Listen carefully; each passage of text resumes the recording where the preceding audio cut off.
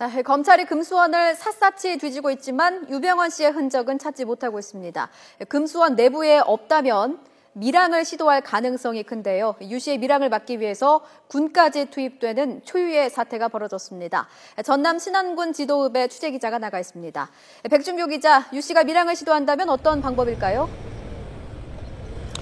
네, 저는 지금 전남 신안군 지도읍에 있는 점안 선착장에 나와 있습니다.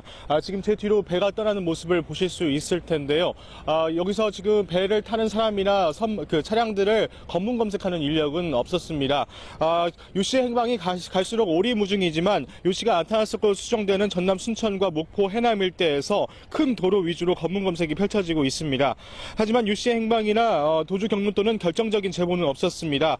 어느 곳에 나타날지 모르는 상황에서 전방위적으로 검문 검색과 수색 작업을 이어가고 있는 것입니다. 그렇다 보니 지금까지 검문 검색과 수색 상황에서 성과가 없었던 것입니다. 도주 경로를 발견했다면 이동 반경을 계산해 어느 곳에서 밀항을 시도할지도 예상할 수 있지만 지금 전혀 정보가 없는 상황입니다. 그렇다면 유 씨가 밀항을 시도한다면 어느 곳이 유력할까? 일단 유 씨가 순천과 해남 일대에 실제로 모습을 드러냈다면 이 신안과 목포 일대의 가능성이 큽니다. 구원파 신도들의 도움을 받고 있다고 하지만 검문 검색이 이루어지고 있고 얼굴이 알려지고 있기 때문에 이동 경로에서 가까운 곳을 찾을 가능성이 있습니다.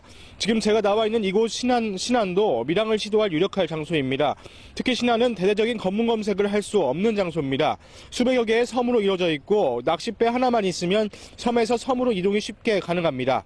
또 수색 작업이 이루어진다 해도 섬이라 CCTV가 없고 알려지지 않은 포구나 선착장이 많아 도주하기가 쉽습니다. 오늘까지 3일 동안 신안 일대를 저희 취재진이 둘러보고 있는데 검경 수사팀이 수색 작업이 이루어지는 모습은 확인할 수 없었습니다. 이곳 주민들 역시 유 씨가 신안에서 밀항을 시도했다면 이미 밀항을 했을 가능성이 높다는 의견입니다.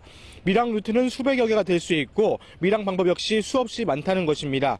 낚싯배를 타고 섬에서 섬으로 이동한 다음 원양 어선을 타고 먼 바다로 나가 외국 선적을 이용할 수도 있습니다. 또 낚싯배는 레이더에 잡히지도 않고 450여 킬로미터 정도 떨어진 중국까지는 소형 어선 하나로도 충분히 밀항이 가능하다는 것입니다. 무인도에 숨어 있거나 무인도에 배를 준비해 밀항할 수도 있습니다. 이렇게 유 씨가 밀항을 시도하거나 이미 밀항했을 가능성이 높아지면서 이례적으로 군 병력까지 검문 검색과 수색 작업에 힘을 보태고 있습니다. 창군 이래 사상 처음 있는 일인데요. 이제는 유 씨를 붙잡는 것이 검찰의 문제만이 아니라 국가의 문제가 된 것이라고 볼 수가 있습니다. 육군 31사단과 39사단, 53사단이 부산부터 목포까지 서남해안을 둘러싸고 대대적인 수색 작업을 펼칩니다. 또 해군은 밀항의심 선박에 대한 경계를 강화하고 초계기와 해안감시 레이더 등을 이용해 유 씨가 밀항하는 것을 막고 있습니다. 군이 기존의 대북 경계 임무를 수행하는 동시에 유 씨가 밀항을 하는지도 지켜보겠다는 것입니다. 검경 수사팀의 한계가 드러나고 있는 가운데 유 씨의 도주 경로를 찾는 첫 단계에서부터 검경이 정보를 공유하고 효율적인 수색 방법을 찾지 못했던 것이 아쉽습니다. 군까지 투입되는 초유의 사태가 벌어진 상황에서 유 씨가 이미 밀항을 했다는 의견도 지배적이어서 수사가 장기화될 가능성이 높아 보입니다. 지금까지 전남 신안군 지도읍에서 YTN 백종규입니다.